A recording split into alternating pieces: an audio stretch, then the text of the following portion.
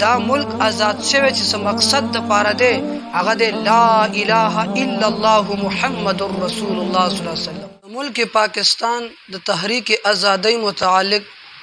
دومره مطالعه او سټډي زمانی شته او نه زه دومره انفارمیشن لرم چې هغه تاسو ته په دې ویډیو کې وایم، خو لیکن زه به دا وایم چې ملک پاکستان دا د الله تعالی منګ او تاسو سره یو لوی نعمت دی او د دې ملک په تحریک ازادۍ باندې زمنګ او د تاسو مشرانو خصوصا اکابر علماء کرام هغه ډېر زیات قربانیان ورکړي دي، ډېر زیات تکلیفونه برداشت کړي دي، خپل بچي یتیمانان کړي دي، د دې په ازادۍ باندې خپل خزې کونډې کړي دي،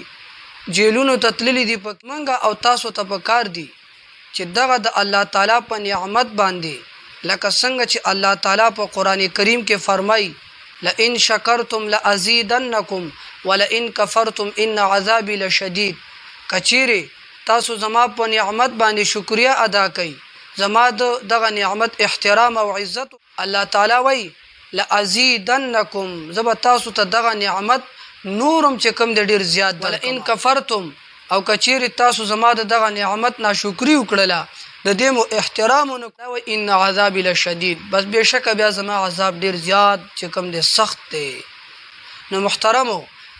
راځي د خپل معاشره کې وګورو چې د 14 اگست په موقع باندې موږ دغه شهداو چې چا د تحریک ازادۍ لپاره خپل ځان تن من چې کوم د قربان کړي دي دغه په سله کې غي ته موږ څور کو، آیا موږ ډمه غړو، موږ اجړاګان راولو، موږ غانې بجانې اورو، موږ ډرامي او فلمونه جوړو او هغه ګورو، نشه تماشې کو، خوشالیانې کو؟ آیا دا د ملک ازادۍ مقصدو؟